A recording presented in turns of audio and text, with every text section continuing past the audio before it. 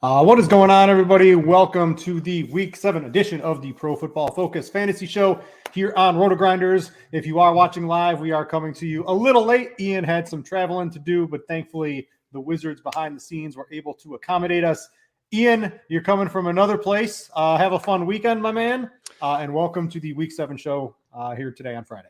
Always a great day to be great, Brit. You know that. But yes, lovely Chicago for one of my quote unquote asshole friends who had to have a wedding on a lovely fall Saturday, but gonna make the most of the weekend. And now I'm chilling in someone's lovely Airbnb. So yeah, Brit, got a nice little slate ahead of us. You know, obviously the Christian McCaffrey trade, a couple injuries here. J.K. Dobbins out 4 to 6 weeks. As Pete Overset might say, slate has already been flipped on its head. We got a lot to talk about. Has it really, though? I don't know if the slate's really been flipped on its head with J.K. Dobbins and CMC touchdown factory for San Francisco coming up. But yeah, I might disown my friends. I would remove them from my circle of friends if they had a wedding on a Saturday during football season. What That's are we just doing, man? Bro, that's not a lot. There's also, like, I'm a pretty big UFC guy. Card of the year is tomorrow during the middle of the day. I'm not pleased, but I'm gonna look good, Brit. I'll say that. All right, so let's get into, I know Ian's got a lot of festivities probably going on tonight. Let's jump into this for the people. We're going to go right into his mismatch manifesto over on Pro Football Focus. If you subscribe over there, you can get access to this along with about a billion other articles and tools over there. Let's start off with explosive play rate. We talk about this every week for sports betting, for DFS. We want offenses that can get chunk yards. We want to avoid offenses that maybe can't get those. What are some teams we're looking good this week? And what are some teams and players we may want to avoid? Could maybe be the week that this Packers passing offense finally gets going against Washington. That's what kind of made the whole Ron Rivera throwing Carson Wentz under the bus thing that funny, because it's like, all right, man, I get it. Like, Wentz isn't exactly the answer. But, you know, at that point in time when he said that, I think they were stunting, you know, one of the league's bottom 5 scoring defenses. So they got back on the right track when they played the Bears, but who doesn't? I do think this could be a spot where we see the Packers get back on track to an extent, man. This is one of only 7 teams this year without 250 freaking passing yards in a game yet. When you look at the group of teams, it's 6 teams that you would expect, and then the Green Bay Packers. So we got Romeo Doubs at a reasonable price, Aaron Jones maybe being a forgotten man. I do think we're going to see at least some semblance of explosive offense in Green Bay in this matchup. Also good things out of Houston. Perhaps Brandon Cooks finally gets going. He's someone that we're seeing right now. Just looking at the underperforming players in terms of fantasy points, realized versus expected, Brandon Cooks has been one of the quote-unquote unluckiest wide receivers this year. And then with the Raiders, you know, really standing out, could be a more condensed passing game than ever, depending on how, you know, things are going to shake out with Darren Waller and Hunter Renfrow. So Devontae Adams so far, it's been very good. I think he's the wide receiver 8 overall, obviously, and that's even with having the bye week there. But you look at the targets per route run, the yards per route run, they are just a little bit off what we saw in Green Bay. So on the one hand, maybe it is going to be, you know, life in this new Raiders offense. On the other hand, might just be, you know, a slow 5 weeks getting going, and now we're about to be see an explosion. This could be the spot for that. Passing offense is not set up so well. We got the Giants and Jets, as you could probably imagine. Maybe, though, with Elijah Moore out, we see one of these guys get going, but I don't know, Britt. It's one of those things where Corey Davis still leads his team in receiving yards. I don't know if that's going to disappear anytime soon as badly as the entire fantasy world wants it to. Taking the Jets receiver against that Denver defense does not seem like a good idea this week, so I'll take a pass on that. All right, let's go down a little bit further in your article. Let's talk about pace. We want more snaps, more plays in a game, give us more fantasy points, more opportunity to hit those overs in the sports betting world. What are some fast-paced games and some slow ones this week? Hey, man, I think the most surprising thing of last week was the fact that Brady and these Buccaneers couldn't get going against that injury-ravaged Steelers secondary. But the thing was, we talked about it. There was Pittsburgh, Carolina, and there was one other secondary I just can't remember off the top of my head last week that were really banged up. So now Tampa gets another chance at a Panthers team that how many more things they need to do to tell us that they are just completely quitting on this season. So Brady's passing volume has been up for now 3-4 straight weeks ever since those wide receivers got healthy. We didn't quite see the explosion last last week, but maybe it is just 1 week behind. So Buccaneers can't really run the ball. I do think the Panthers defense is slightly, good enough to maybe force the Buccaneers to actually have to, embrace that passing game. And it's going to be, I think, their path of least resistance in this matchup. So going back to with Brady and those receivers and not bringing it back with anyone from that dreadful Carolina offense. And then also second highest, game total of the week does reside in Dallas in this potential shootout there against the Lions. I'll be very curious to see what we get from this Lions offense. We do have Amon-Ra St. Brown back out there. That's fine.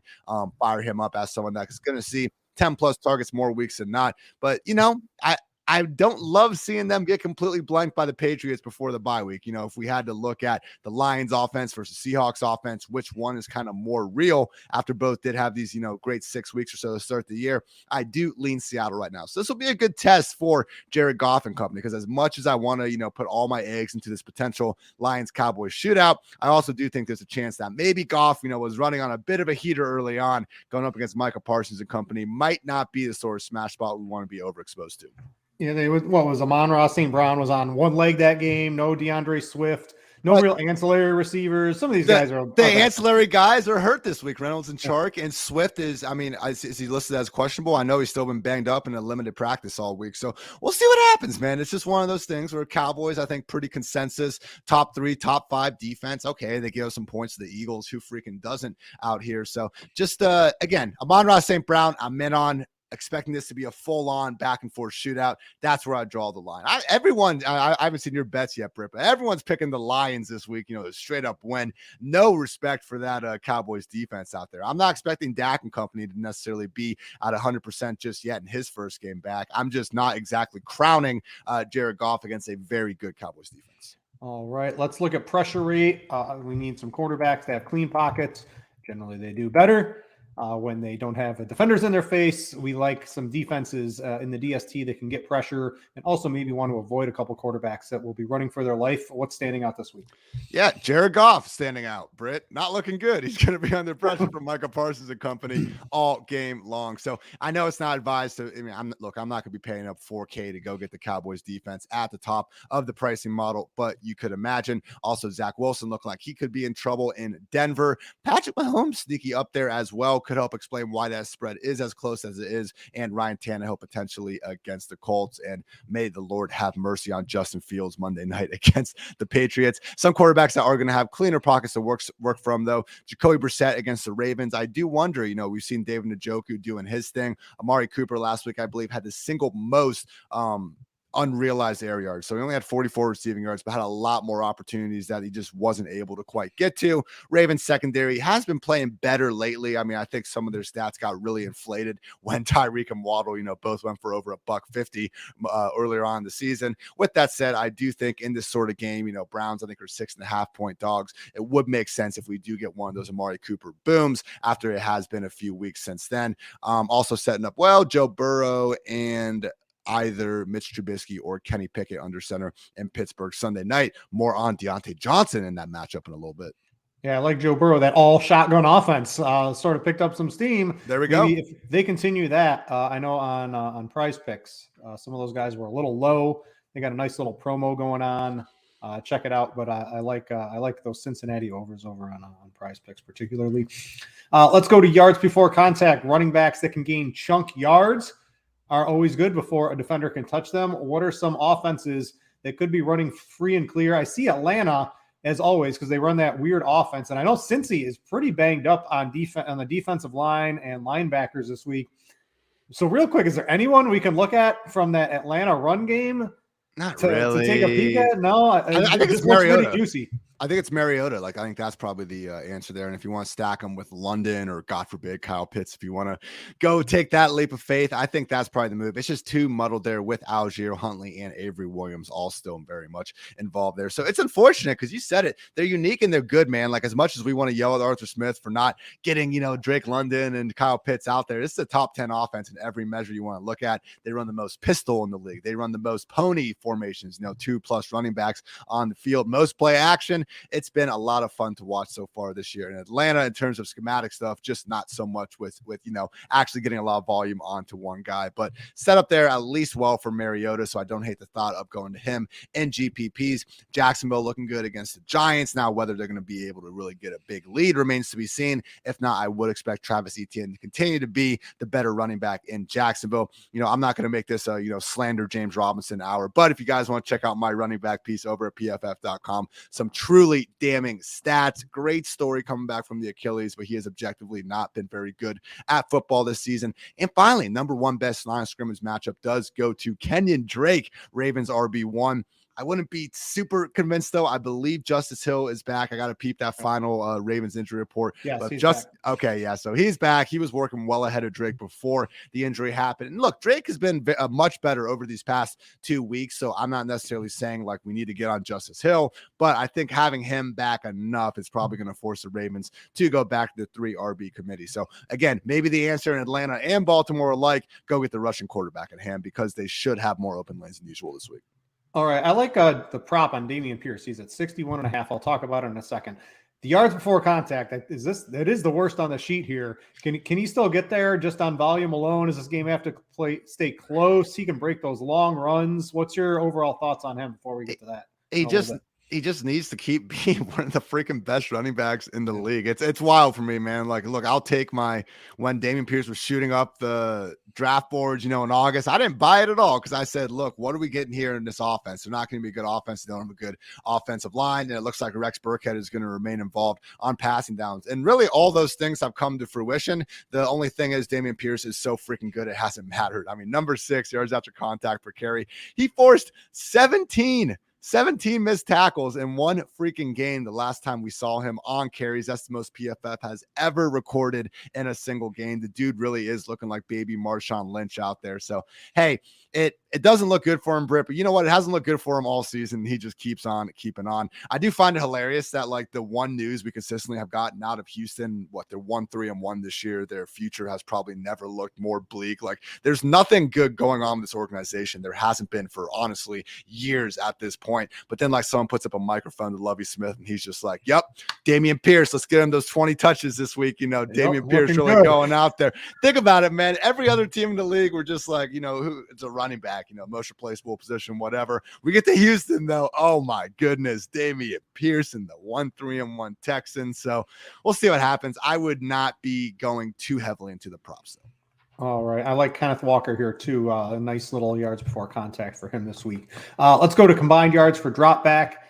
Quarterbacks chucking it deep down the field. Who we got this week?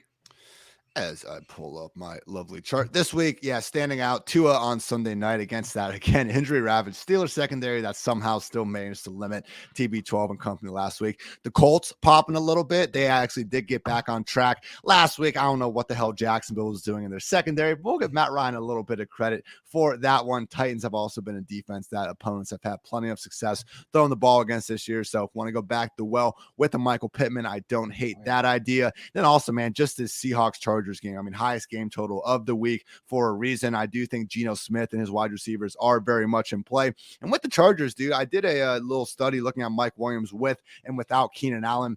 Really not much of a difference. I think in that we have like 11 sample size of games now with Herbert, with Mike Williams, without Keenan. And yeah, he's gotten like an extra half target per game. I think he's averaged 1 more fantasy points. But guess what? Mike Williams, they paid him $20 million to be a beast. He dudded last week in a pretty tough matchup that honestly probably should have had an extra 40 yards on top of it, but they didn't bother to review that awesome catch he made on the sideline. So I think every single time, with Mike Williams, he was put on this planet, Britt, to be a GPP play because he's going to boom and hey, you're going to be in it, or he's going to bust and you're dead anyway. So first or last, I do think Mike Williams in his potential shootout, if you want to bring back for that Seahawks stack, could make a lot of sense even if Keenan is back in action.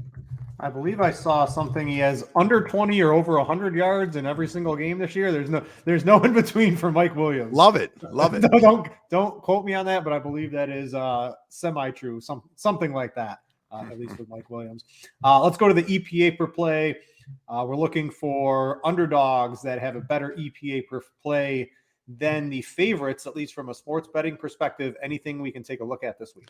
Yeah, this has been doing a good job kind of identifying the Jets and Giants and even the Patriots, I think, a little bit before the market on this one. So this week, just kind of, again, those underdogs that are popping a bit. The Commanders plus 4.5 against the Packers.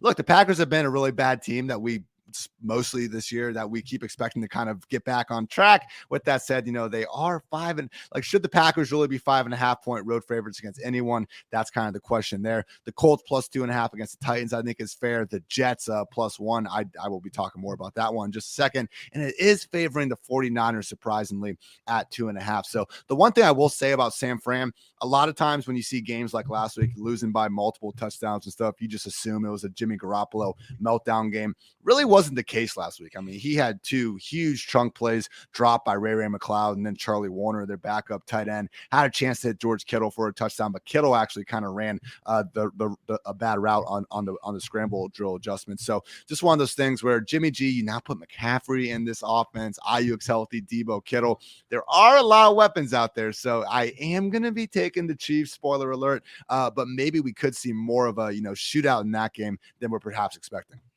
Would you trade equivalent of a late first for CMC? Would you do that trade if you were the 49ers? Fuck no, but it'll be fun to see him out there. But no, you don't. You just don't do it, man. We look at Dameon Pierce, 4th round running back. Like, this happens all the time. Like, Christian McCaffrey. Yeah, but you gotta get that guy. You got to be able to get that guy. I don't know, man. We had Dearness Johnson out there last year putting up top 10 numbers. It's just one of those things where there's so many good running backs, and in the NFL, when we have this silly salary cap that's arbitrary, and I don't think we should have a salary cap, Britt.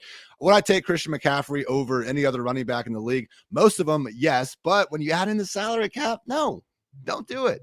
You already had, were we looking at this offense going like, man, like Jeff Wilson had 120 yards and a touchdown. I didn't understand, especially when you were just about to get the other guy back from San Francisco. You just used a 3rd round pick on Tyrion Davis-Price this year. You just gave Debo this big contract specifically with rushing clauses to make sure that he can't bitch and moan if you're going to give him the ball. You have Elijah Mitchell come back soon. Like, they've done this again and again. They paid Jerick McKinnon a ton of money a couple years ago before he got hurt. They paid Tevin Coleman, Trey Sermon. Like, how many times do Shanahan and John Lynch need to keep going down this well? And the worst part is, throughout all of this, Britt, they've still been one of the league's best rushing offenses. They keep screwing this up, and they keep, just falling into success anyway. So, hey, it's the babysitting narrative. Did you see that one?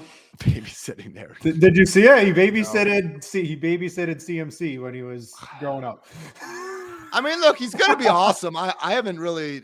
It hurts the other wide receivers. It hurts the other talents in San Fran, obviously, just because of the volume around. And, maybe McCaffrey goes from RB3 to RB4 or something. But it's just in terms of, real life allocation of assets. No, it's I hate having the conversation. I wish we could go back to days where we talked about, running backs just for being great instead of how bad it is when you actually pay them a lot of money. But hey, it's the league and game we're in. So it is what it is. Kyle Shanahan babysit Christian McCaffrey. His dad literally invented the idea of you don't need to pay running backs. You don't need to do this. Remember all the lists of the Mike Shanahan undrafted or, late round running backs, Mike Bell, Clinton Portis, all these guys just going off with no draft capital. And then Kyle's like, yeah, but what if I just also did the opposite of that and had a baller in there? So we'll see what happens.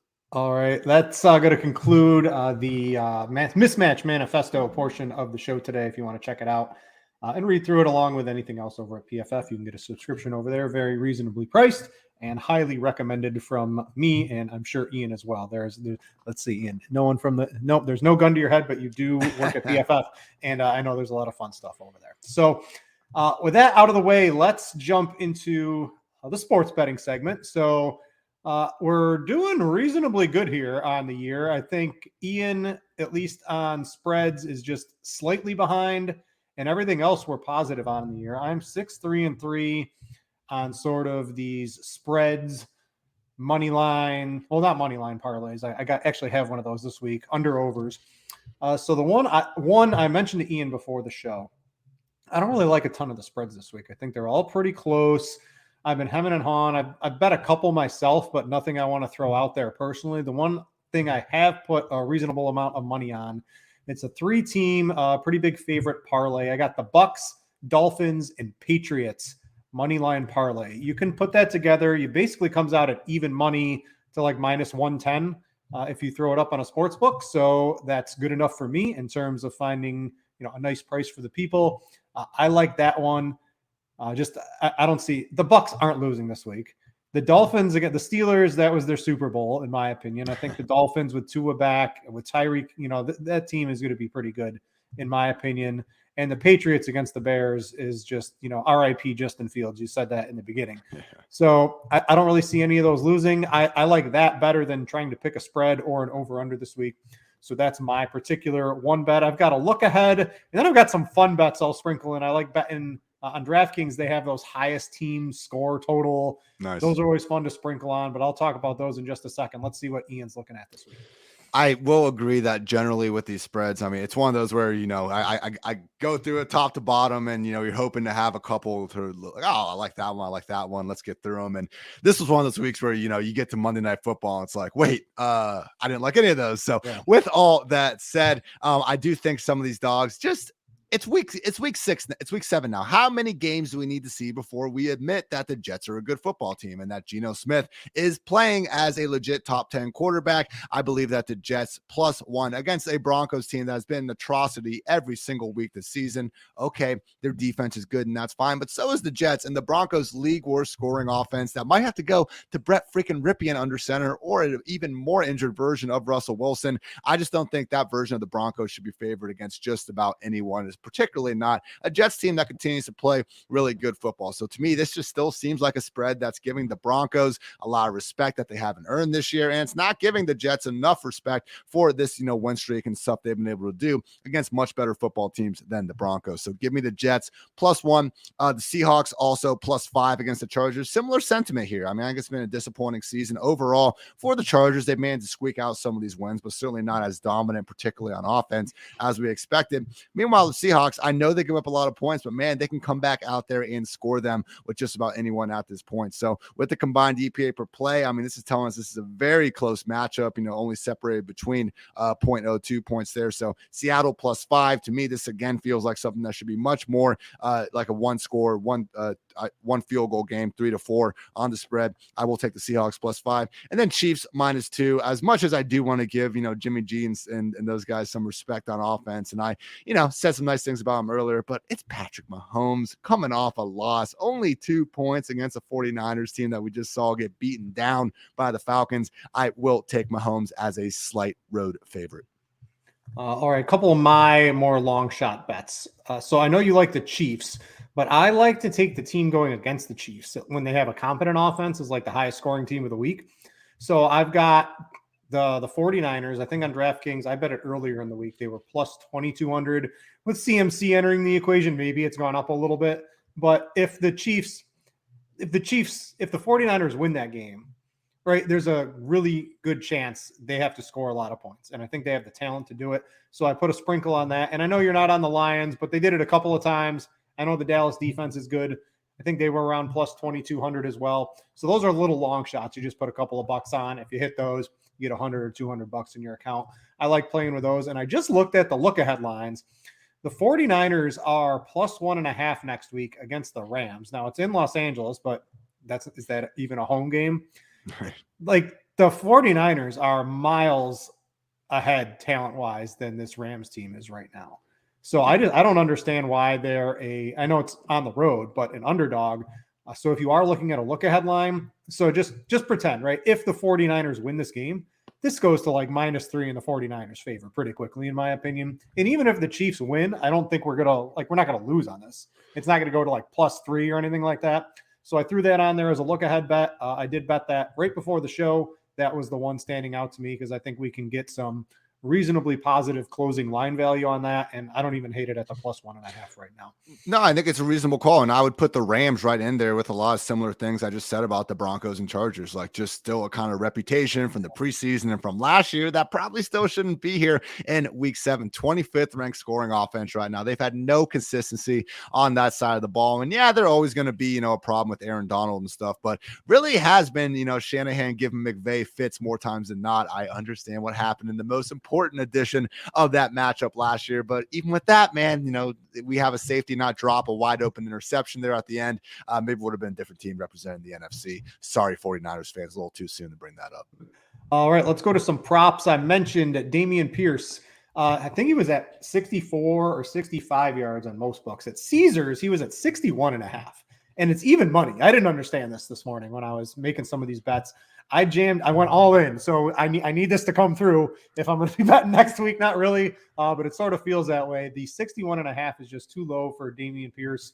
Even if that's 13 carries he can get there, right? Even if game script goes against him, I think this is a pretty easy one for him to hit. So I like that one. And the other one I got is Ken Walker. He's over 67.5 at MGM. That was minus 115 was where I got that at the best line. He's what do you have? 21 out of the 24 touches or carries or something like that last week. He's an every down workhorse running back. The Chargers can't stop anybody on the ground. It almost seems like too good to be true. A lot of the projections have him over 80 yards, some approaching 90 yards just on the ground alone. And if you like Seattle +5, this is just giving better credence to it. Yep. If that's going to be a close game and he's closing it out, I mean, he can again get 15 touches, seems pretty much like a lock. And if this game's close, or heaven forbid Seattle is winning, it's the Chargers. The Chargers can lose this game by 20 points, right? It's certainly possible. The Chargers can charge against anybody. I think Ken Walker 67.5 just looks too good to be true. That's total. That's not even just rushing? Yeah, it was rushing. Okay, still. And yeah, that was one of the top matchups popping out with the yards before contact. So honestly, if you want to take the total one too, I'd be down with that. He actually had more routes than DJ Dallas last week. Now it was Dallas more so in the pure 2-minute drill situations, but with Kenneth Walker, like the hesitations with them were always just like, hey, we have Rashad Penny that he's going to take some early down stuff. Travis Homer's going to take pass downs, and this offense isn't any good. All three of those things are no longer issues. So I think 67.5 far too low. Why don't you throw some of your props out here? You've got an under. I think most of my bets are, I would say 95% of my bets are overs. I don't like rooting for the under, and I hate betting the under because when it just goes over, I feel so stupid. So I'd rather just be completely wrong on an over. Let's do the under first, and then we'll talk a couple of the overs you got.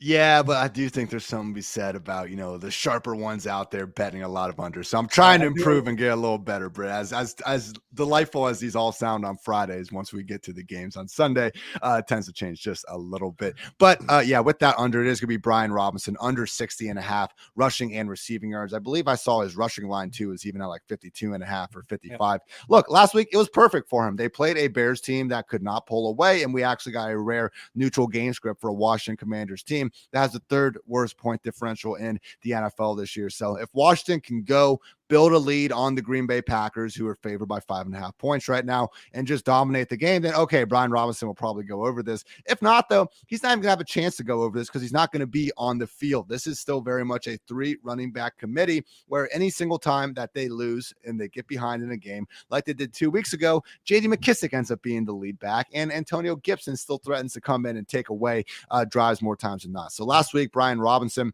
I don't even know if he got this number. If he did, it wasn't that much over it, but he had 17 carries and 0 targets, not using him at all in the pass game. And why would they? And again, just when you look at this offense, it's not good. I think this number and honestly the just overall reputation of Brian Robinson at this point, I think it's all being inflated in fantasy and the prop market by how good of a story it is that he came back. So I'm coming here as a terrible human being and telling you guys to bet against America. Take the under on Brian Robinson's under 60.5 rushing and receiving yards. I do have 2 overs for some wide receivers I just think are in smash matchups this week, though. Deontay Johnson over 61.5 receiving yards. 55 targets for Deontay Johnson this year. That is 20 more than any other Pittsburgh Steelers wide receiver. And with this Dolphins defense, man, Nick Needham, their actual second starting cornerback, because Byron Jones is still on the pup with an Achilles injury. Now Nick Needham tore his Achilles as well, leaving us with Xavier Howard, who again, I think we said this last week, wasn't dealing with one groin injury, groins on the injury report, multiple issues there. And Justin Jefferson accordingly went over 100 yards on him last week. So Deontay Johnson, I just think it's a Dolphins secondary that is already already been mediocre to begin with this year. They've always kind of played that zero blitz style defense where they're going to leave their guys on islands and hope they can win. Well, you take away corners that have that ability to play on islands. I don't think Deontay is going to need more than a few catches to really get going on that. Far too good of a receiver to be in a rut this long. I think this mark is only at 61.5 because of, again, a still fairly small 6-game sample size. If you look at Deontay over these past 3 years, I think we'd be shocked to ever see a number this low. So give me his over on Sunday Night Football. And then finally, Michael Gallup over 52.5 receiving yards. Back to the full-time role. Dak's back under center, and this Lions defense is horrendous. Amani Aruwariye, it's so tough to say every single time. He is PFF's 108th ranked coverage corner out of how many? 109 players. So I do think that Michael Gallup this week, I mean, you look at that number, he really is their deep ball receiver more games than not. Might only take 1 or 2 catches from Gallup to get there. Second highest game total of the week. Don't be afraid to invest in those complementary options in the Cowboys offense.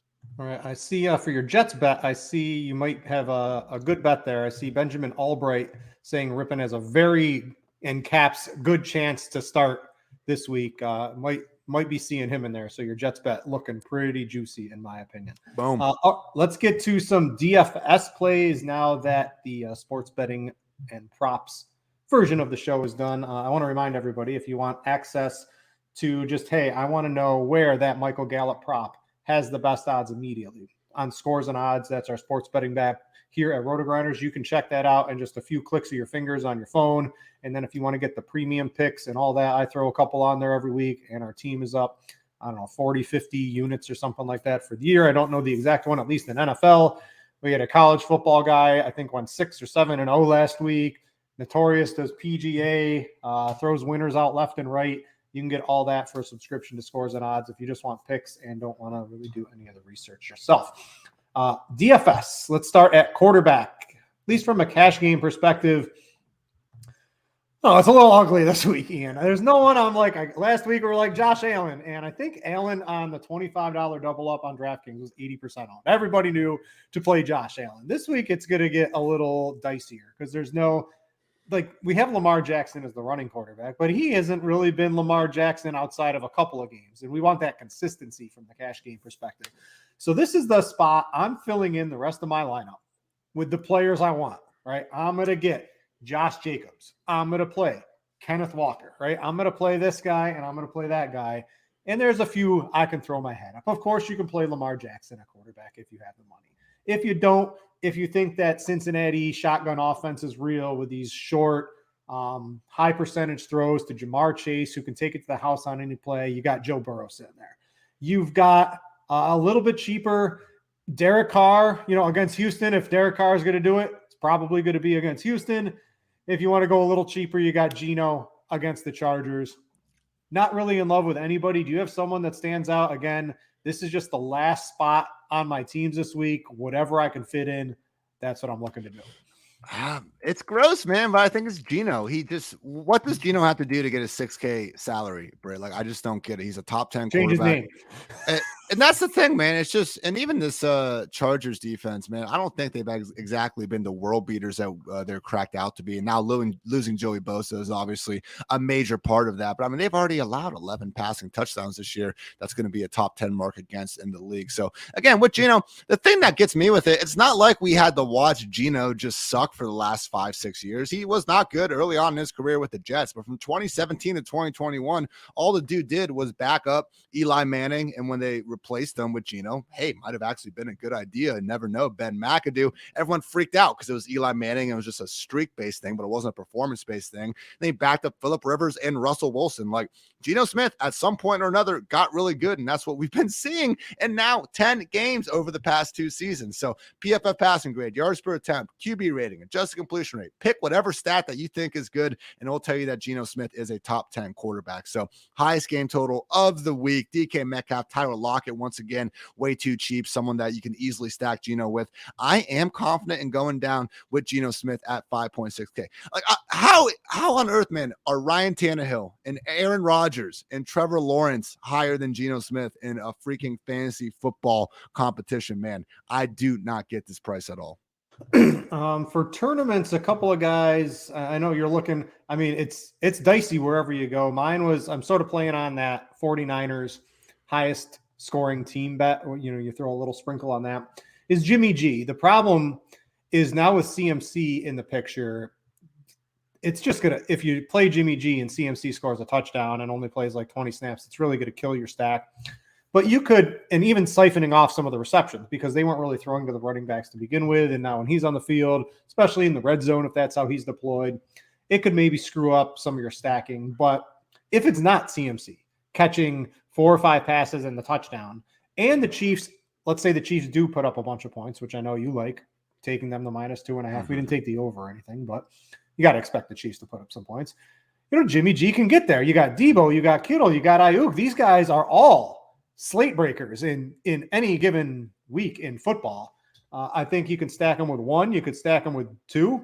And you've got, let's say, Kelsey, take your pick of a Kansas City wide receiver or running back. If you're taking a shot in the dark, a hope and a prayer, even if it's not Travis Kelsey, Juju looks like the other guy.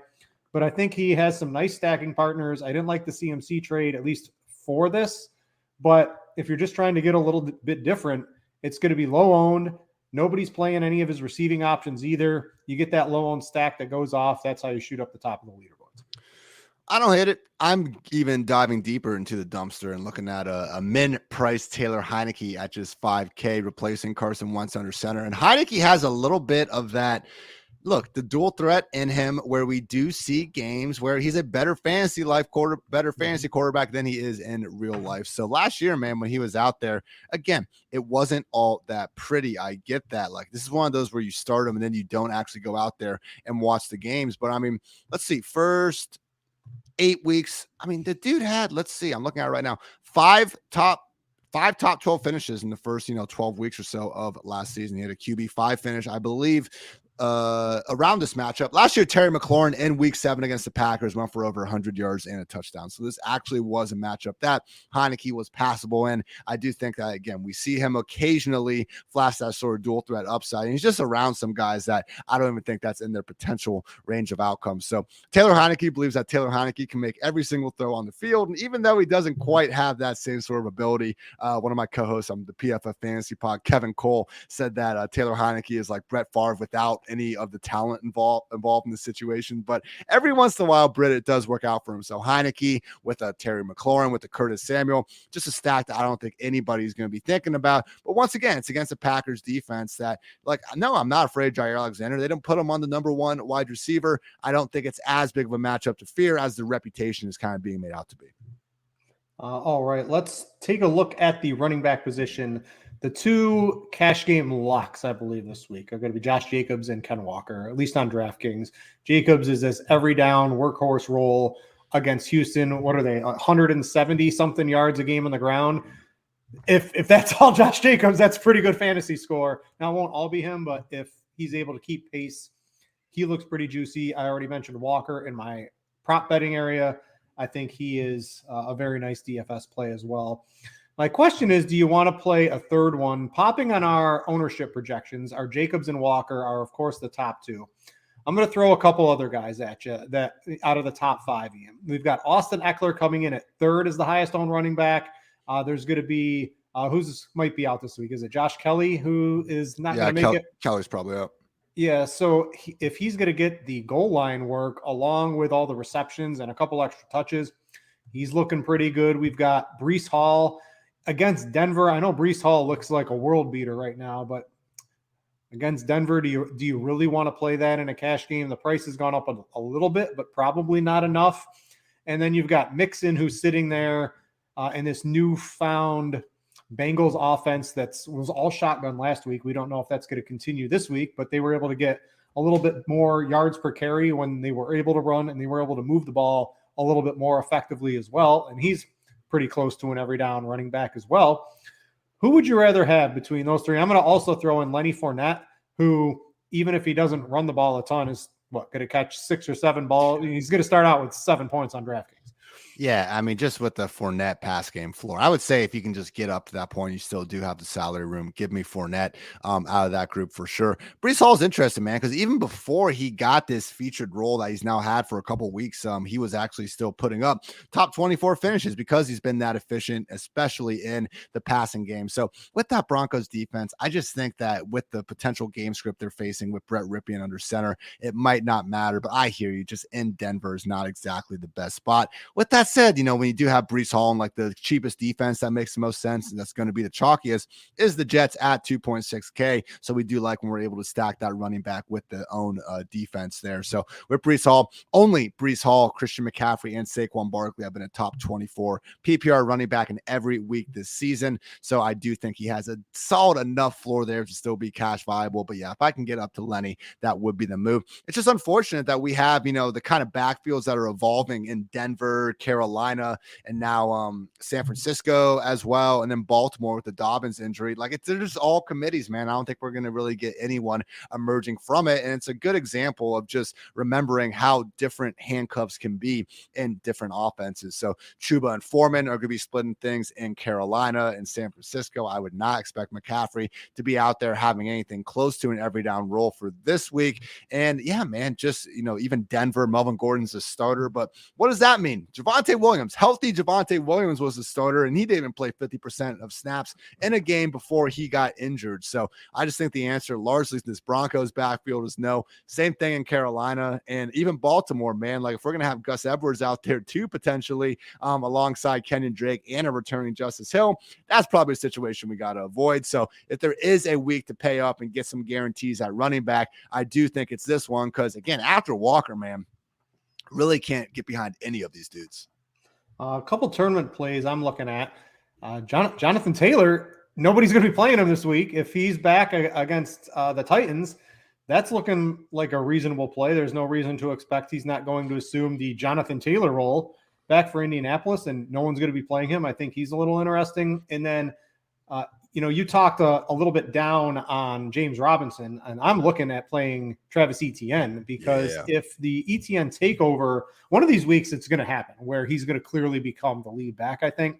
And if that's this week, one, his props are too low. I bet the over on his props. I didn't throw it up on the prop section because I didn't want to spend 5 hours on that. But you can go bet the Etienne props, both rushing, receiving, and the combined on that one. He looks reasonably low owned. And if he he's had like 10 rushes in 3 of the last 4 games, that ups to like 13 or 14 against the Giants. This could be 100 yards, multiple receptions, a touchdown, and a GPP winning play for sure.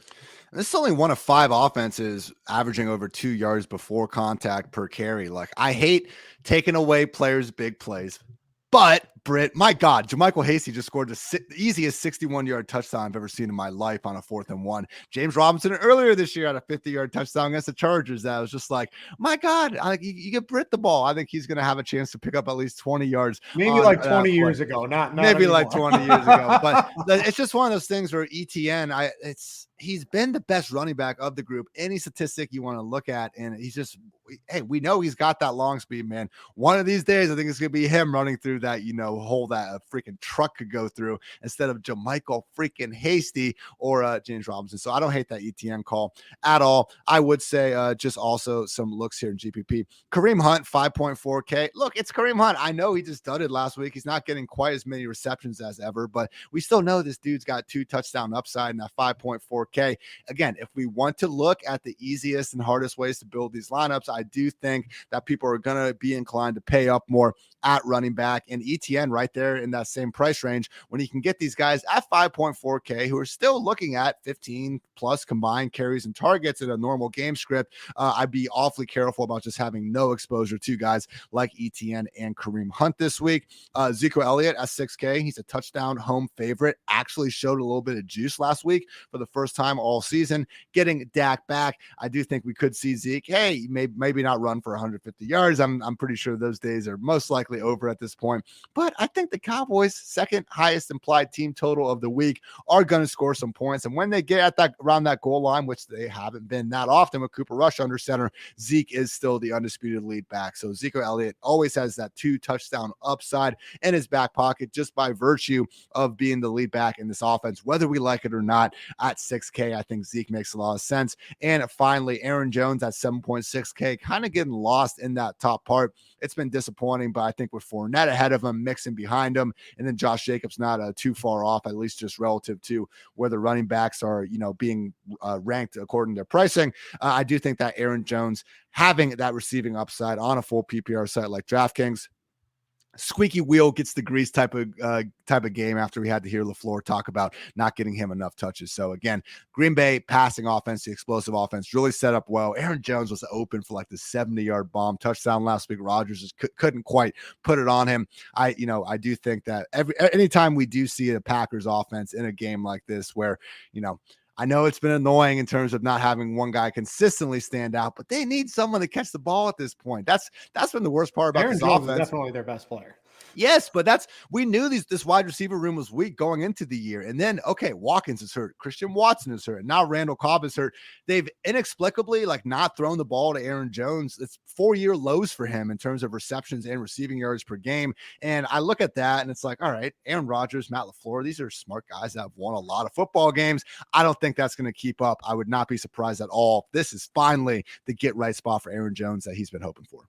All right, let's go to wide receiver. I got a couple. I don't know if they're gimmies, but they seem like gimmies, at least on DraftKings. I got CeeDee Lamb with Dak back. He's got a little bit of a depressed price playing with Rush over the past couple of games. And if Dak is Dak Prescott, you got to expect him to funnel the ball to CeeDee Lamb on this offense this week. He's looking pretty good. The Tyler Lockett, I was on last week. You warned me a little bit of the hamstring. I don't know if it was the hamstring or it just wasn't a Tyler Lockett game, but his price didn't move again much at all. So he's looking pretty good as a bounce back week.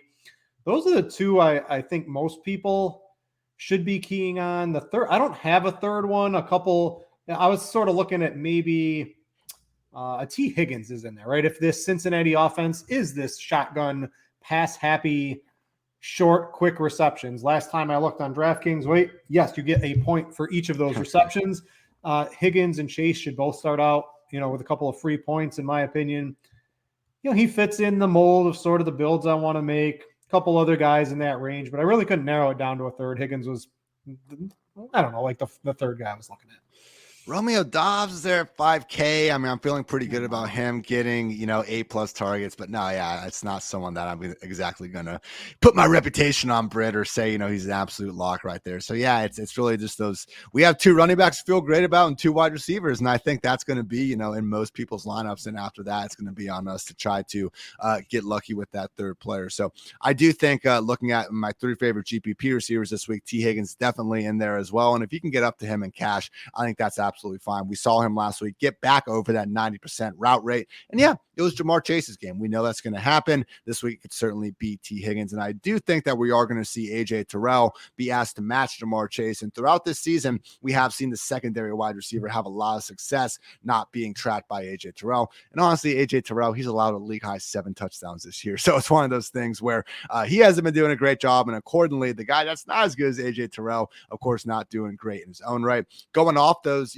chalky CeeDee Lamb and chalky Tyler Lockett, though, hey, it's easy game. Michael Gallup, 5.1K, DK Metcalf, 6.6K. These are the guys. Same awesome situations, same reasons that we like CD and Lockett this week, but their prices are what we're focusing on. So again, Michael Gallup still hasn't had the big explosion because who has with Cooper Rush under center? I would like to be a week early on Michael Gallup. I mean, 5.1K right now. And what universe should Tyler Boyd and Robert Woods be priced higher than Michael Gallup this week? Couldn't be me. So I do love Gallup there. I mentioned his prop earlier. And then, yeah, DK Metcalf at 6.6K.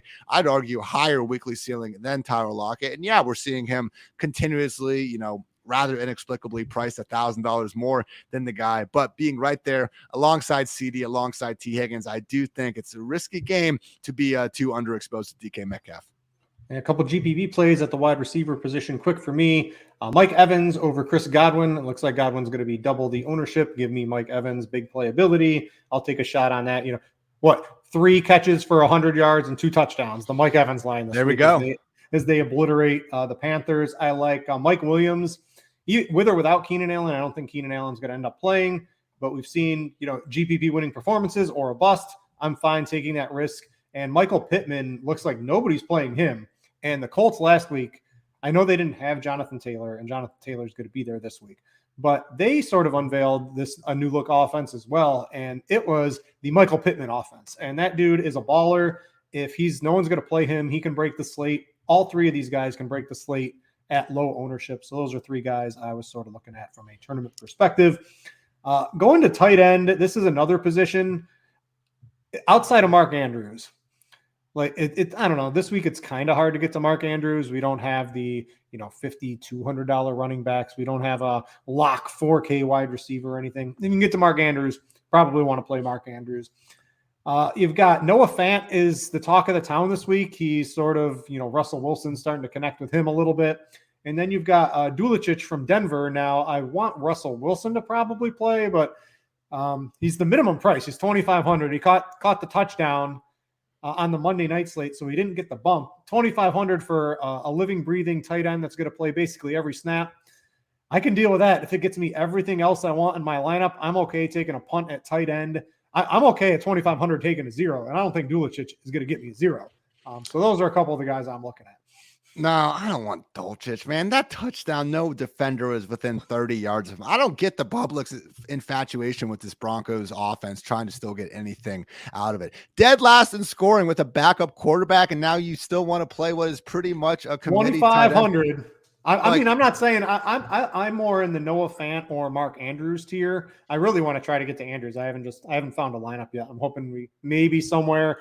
Like last night at NBA, there was Miles Turner. He hurt his ankle on the ball boy pregame. Now he's out for a week.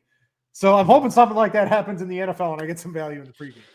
I mean, Noah Fant's not even this full-time guy either. I think his targets have been a little bit fluky. I think if there's an option in the low 3K, under 3K range, it's Cade Otton with the Buccaneers, assuming Cam Brate had to have been. Yeah, I saw he got ruled out again. When Cam Brate was ruled out in week 5, Cade Otton, their rookie tight end, even with Kyle Rudolph out there, man, 94% snaps, 7 targets, caught 6 of them for 43 yards. And these week 4 and week 6, when Cameron Brate unfortunately got hurt in the game, it was Cade Otton coming on the field and getting a true every down role. So Cade Otton is the actual tight end under 3K that's having an every down role, not freaking Greg Dulcich. Do people are this pissed off about missing on Albert O that they just need to pretend that Greg Dulcich is like the second coming of Gronk now? Could not be me, Britt. So I am out on that. In terms of GPP, Kittle just still not expensive enough. 5,300, come the hell on. The fact that they put him unironically beneath Darren Waller is a joke. Kyle Pitts 4.3K. It's starting to get, I would say that probably is right in the insulting enough level where I think we gotta go back to him and Turney's Brit. So yeah, I agree. Tough to really get up to Andrews and Kelsey. Hey, because it is tough, maybe that's a good reason to try and make some unique lineups in tournament land, take advantage of that. But normal lineups, I would say that Kittle Pitts zone looks good to me there. All right, that's going to wrap it up for the Week 7 edition of the Pro Football Focus Fantasy Show here on RotoGrinders. If you are watching on YouTube, either live or on delay, please click the like button on your way out. Go check out Scores and Odds to get access to which sites have the best lines on all your props. You can subscribe to get some killer picks from the whole team. Ian, have fun this weekend out there in Chicago. You got a wedding to attend.